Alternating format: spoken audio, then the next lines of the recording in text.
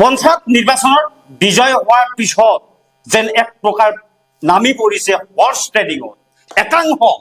একাংশ যি নৱনিৰ্বাচিত ৱাৰ্ড সদস্য এখেতসকলে আচলতে যি গাঁও পঞ্চায়তৰ সভাপতি হোৱাৰ সপোন, এই সপোন যেন আচলতে বাস্তৱ ৰূপায়িত কৰাৰ কাৰণে এক প্ৰকাৰ দেখিবলৈ পোৱা গৈছে। এই একাংশ যি ৱাৰ্ড সদস্য হৰ্চ ট্ৰেডিঙত নলবাৰীত চলিছে এই ঘটনা। নলবাৰীৰ যি গায়ত্ৰী হোটেল, হৰি মন্দিৰৰ সমীপতে থকা এই গায়ত্ৰী হোটেল, দুগৰাকীকৈ ৱাৰ্ড সদস্য, বিজয় ৱাৰ্ড সদস্য যোৱাকালিৰে পৰা আচলতে বাহৰ পাতিছে। আচলতে যি ২০৯ নম্বৰ কথা, এই ২০৯ নম্বৰ কথাত দুগৰাকী ৱাৰ্ড সদস্য আমি প্ৰকাশ কৰিম। এই দুগৰাকী ৱাৰ্ড সদস্য আচলতে ক'ব লাগিব যে বৰপেটা পঞ্চায়ত সদস্য বাহৰ পাতিছে নলবাৰীৰ হোটেলত। আজি ঠিক দেখিবলৈ পোৱা গৈছে মন্দিয়া পঞ্চায়ত ৱাৰ্ড সদস্য আবদ্ধ নলবাৰী গায়ত্ৰী হোটেলত। নলবাৰী গায়ত্ৰী হোটেলত দুগৰাকী ৱাৰ্ড সদস্য আন প্ৰকাৰে গায়ত্ৰী হোটেলৰ সন্মুখত দেখিবলৈ পোৱা গৈছে দুটা ভয়। আচলতে যদিও চৰকাৰে এই পঞ্চায়ত নিৰ্বাচনত ৱাৰ্ড সদস্যত কোনো ৰাজনৈতিক প্ৰতীক, কোনো ৰাজনীতি দলৰ প্ৰতীক নাই, তথাপিতো সমৰ্থন লৈ একাংশ আচলতে যি ৱাৰ্ড সদস্যই নিজৰ আচলতে যি সভাপতি হোৱাৰ সপোন, এই সপোনত আচলতে লক্ষ লক্ষ টকা আচলতে বিক্ৰী যোৱা পৰিলক্ষিত হৈছে। অভিযোগ উত্থাপন হৈছে ৪-৫ লাখ টকাত বিক্ৰী পঞ্চায়ত ৱাৰ্ড সদস্য, এনেকুৱা ধৰণৰ অভিযোগ উত্থাপন হৈছে নলবাৰী গায়ত্ৰী হোটেলত। এয়া কি চলিছে? এইখন নলবাৰী চহৰৰ হৰি মন্দিৰ চকৰ গায়ত্ৰী হোটেল। এইখন হোটেলত বাহৰ পাতি আছে মন্দিয়া সমষ্টিৰ পঞ্চায়তৰ দুগৰাকী নৱনিৰ্বাচিত ৱাৰ্ড সদস্য। ৪১ নম্বৰ বলাইপাথাৰ গাঁও পঞ্চায়তৰ সভাপতি পদৰ সমৰ্থনত কিনা বেচাৰ উদ্দেশ্যে এনেদৰে বাহৰ পাতি আছে হোটেল গায়ত্ৰীৰ এগৰাকী বিশেষ সদস্যৰ বাবে। এইদৰে হোটেলৰ বাহিৰত বৰপেটা মন্দিয়াৰ পৰা অহা দুই শিবিৰ সমৰ্থকৰ ভিৰ। এটা শিবিৰক সংগ দিছে নলবাৰী বিজেপিৰ সংখ্যালঘু নেতাই। তাৎপৰ্যপূৰ্ণ কথা, যি বৰপেটাৰ পৰা আচলতে ক'ব লাগিব বৰপেটা জিলা মন্দিয়া সমষ্টিৰ যে যি এটা পঞ্চায়ত, এই পঞ্চায়তৰ দুগৰাকী যে সদস্যই বাহৰ পাতিছে, আচলতে বাহৰ পতাৰ আগত এগৰাকী সদস্যই প্ৰায় ৪,২৫,০০০ টকাত বিক্ৰী যোৱা বুলি এগৰাকী ৱাৰ্ড সদস্যই আচলতে বেচা কিনা কৰিছে এগৰাকী ৱাৰ্ড সদস্য।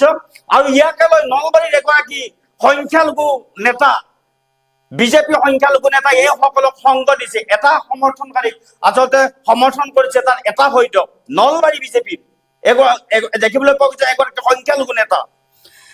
আচলতে ক'ব লাগিব যে এই গায়ত্ৰী হোটেলত তেখেতসকলে আচলতে কি আলোচনাত বহিছে। এগৰাকী বিশেষ সদস্যৰ বাবে এইদৰে হোটেলৰ বাহিৰত বৰপেটা মন্দিয়াৰ পৰা অহা দুই শিবিৰৰ সমৰ্থকৰ ভিৰ। হোটেল গায়ত্ৰীৰ সমৰ্থন কিনা বেচা হ'ল এগৰাকী নিৰ্বাচিত ৱাৰ্ড সদস্যৰে। প্ৰথমতে ৪,২৫,০০০ টকাত বিজেপিক সমৰ্থন দিয়াৰ উদ্দেশ্যে বেচা হৈছিল এইগৰাকী লাল মামুদ নামৰ ৱাৰ্ড সদস্য। ৩ নম্বৰ ৱাৰ্ড সদস্য বিজেপি নাৰ্জিনা খাতুন সভানেত্ৰী হোৱাৰ উদ্দেশ্যে পঞ্চায়তৰ ৫ গৰাকী ৱাৰ্ড সদস্যৰ পৰা কৌশলেৰে সমৰ্থন আদায় কৰিছিল। লাল মামুদ নামৰ ৱাৰ্ড সদস্য গৰাকীক ৪,২৫,০০০ টকাত সমৰ্থন আদায় কৰি সভাপতি হোৱাৰ পথ মুকলি কৰি ৰাখিছিল। কিন্তু অৱশেষত কংগ্ৰেছ সমৰ্থিত যি নুৰ মহম্মদ খানে হৰ্চ ট্ৰেডিং কৰি আচলতে ইয়াৰ পূৰ্বে হৰ্চ ট্ৰেডিং কৰিছিল যিগৰাকী সভানেত্ৰী হোৱাৰ সপোন দেখিছিল নাৰ্জিনা খাতুন। তেওঁ যে স্বামী ইতিমধ্যে আহিছে যি গায়ত্ৰী হোটেলৰ সন্মুখত। অৱশেষত আন এগৰাকী যি সভাপতি হোৱাৰ সপোন নুৰ মহম্মদ খান ৱাৰ্ড সদস্য, তেখেতে লাল মামুদক নলবাৰী হোটেল গায়ত্ৰীলৈ আনি আবদ্ধ কৰি ৰাখি দৰ দাম ঠিক কৰি সমৰ্থন আদায় কৰিবলৈ সক্ষম হয় ইতিমধ্যে।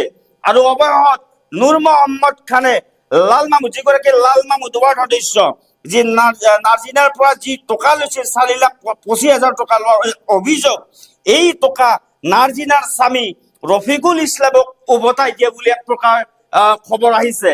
এটা দেখিবলৈ পোৱা গৈছে যে যিটো সময়ত বিধায়ক সাংসদক দেখিবলৈ পোৱা গৈছিল এই হৰ্চ ট্ৰেডিঙত, কিন্তু এতিয়া যে পঞ্চায়তৰ ৱাৰ্ড সদস্যৰ ক্ষেত্ৰত দেখিবলৈ পোৱা গৈছে হৰ্চ ট্ৰেডিং আৰু এই ক্ষেত্ৰত নলবাৰী চহৰত হৰ্চ ট্ৰেডিঙৰ ষ্টাৰ্ট হৈছে নলবাৰীৰ গায়ত্ৰীসকলৰ আচলতে ইয়াক কি হৈছে পঞ্চায়ত সভাপতি হোৱাৰ এক যি লালসা এই লালসাই আচলতে ৰাজনৈতিক ক্ষেত্ৰখনত এক আচলতে তোলপাৰ লগাইছে নলবাৰী গায়ত্ৰীসকলৰ যি যোৱাকালিৰ পৰা দুইগৰাকী ৱাৰ্ড সদস্য ইতিমধ্যে বুজা পৰা হোৱা বুলি খবৰ আহিছে যি 4,25,000 টকা যি লাল মাহমুদক দিয়া হৈছিল এই টকা পুনৰ উভতাই দিয়া হৈছে নাজিনা খাতুন আৰু ইতিমধ্যে এই এনেকুৱা ধৰণৰ কথা লৈ নাজিনা খাতুনৰ যি স্বামী ৰফিকুল ইছলামৰ ফৈদৰ মানুহ আৰু আনপিনে নুৰ মহম্মদৰ যি ফৈদৰ মানুহ আহি গায়ত্ৰীসকলৰ সন্মুখ ভিৰ কৰা পৰিলক্ষিত হৈছে